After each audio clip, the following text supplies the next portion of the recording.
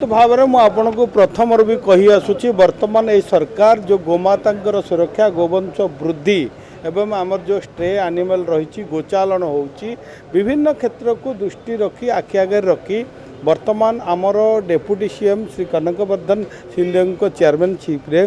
वर्तमान गोटे committee formation होती से कमिटी रे आर रूपरेख करा किपरि भाव में गो सुरक्षा हो पार गोचालन बंद हम गोहत्या बंद हम एवं गोवंश वृद्धि हम प्रत्येक दिग को नहीं आलोचना करा आगामी दिन में यही विषय पूरा पुंखानुपुंख भाव में आपण मान निकट अवगति हम निश्चित भाव में आप निश्चित रुहतु जे ओडिशा रे गोवंश वृद्धि होगा सहित गोचालन को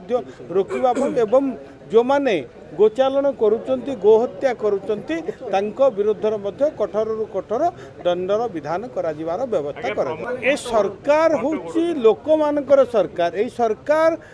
होची जनतांकर सरकार तेणु लोकंकर हितरे जहाँ आवश्यक हुए लोकंकर विकास पाई ग्रामांचल विकास पाई कृषि कृषकर विकास पाई युव उद्योगी मान को आग को नेबा पाई ए सरकार वर्तमान काम करुचंती ए सरकार काहारी प्रवचन रे काम करूना ओडिशावासींकर हितरे ओडिशावासींक पाई ओडिशार विकास पाई जो विकसित भारत विकसित ओडिशा पाई ए सरकार वर्तमान काम करुचंती।